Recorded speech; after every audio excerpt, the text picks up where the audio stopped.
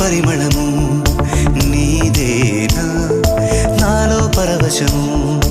నిజమేనా బొండు మల్లి పువ్వు కన్నా తేలికగు నీ సోకు రెండు కళ్ళు మూసుకున్నా లాగు మరి నీ వైపు సొగసును చూసి పాడగాయలా కనులకు మా